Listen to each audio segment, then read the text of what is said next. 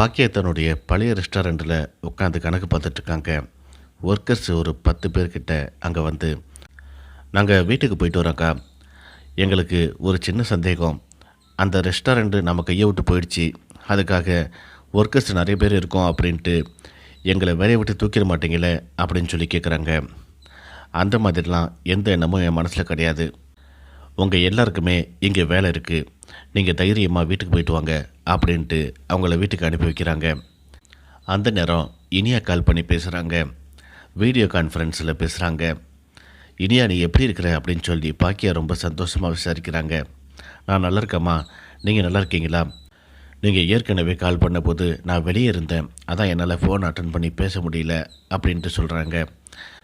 இப்போ என்ன அங்கே டைம் அப்படின்ட்டு பாக்கியா கேட்குறாங்க. 6:30 ஆகுது அப்படின்ட்டு இனியா சொல்கிறாங்க.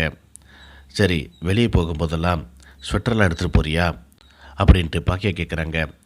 அந்த அளவுக்கு குளிரெல்லாம் இல்லைம்மா, இங்கேயும் நார்மலாக தான் இருக்குது அப்படின்ட்டு இனியா சொல்கிறாங்க.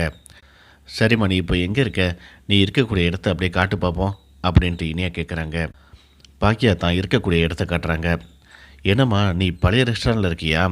நீ புது ரெஸ்டாரண்ட்டுக்கு போகலையா அப்படின்ட்டு இனியா கேட்குறாங்க. இங்கே பாரு இனியா, நீ எப்படி இருக்கிற அப்படின்ட்டு உன்னை பற்றி விசாரிக்கிறதுக்கு நான் ஃபோன் பண்ணால் நீ என்னை பற்றி கேள்வி கேட்டுட்ருக்கிற அப்படின்ட்டு பாக்கியா கேட்குறாங்க. ஒன்றும் இல்லைம்மா, எனக்கு ஒரு சந்தேகம். கல்யாணத்தப்போ அந்த புது ரெஸ்டாரண்ட்டை பற்றி ஒரு பிரச்சனை வந்துச்சு இல்லையா? அந்த பிரச்சனை எல்லாம் சால்வ் ஆகிடுச்சா அப்படின்னு சொல்லிட்டு பாக்கியா கேட்குறாங்க. இங்கே பாரு, அதெல்லாம் நான் பார்த்துக்கிறேன், நீ அதை பற்றி எதுவும் கவலைப்படாத. நிதிஷ் எப்படி இருக்காரு? நிதிஷ் ஒன்று நல்லா பார்த்துக்கிறாரா? உங்களுக்குள்ள எதுவும் பிரச்சனை எதுவும் இல்லையே? ஆர்குமெண்ட் எதுவும் இல்லையே அப்படின்னு சொல்லி கேட்குறாங்க. அதெல்லாம் எதுவும் இல்லைம்மா, அவர் என்னை ரொம்ப நல்லா பார்த்துக்கிறாரு. நாங்கள் 2 பேரும் ரொம்ப சந்தோஷமாக தான் இருக்கோம் அப்படின்ட்டு இனியா சொல்கிறாங்க.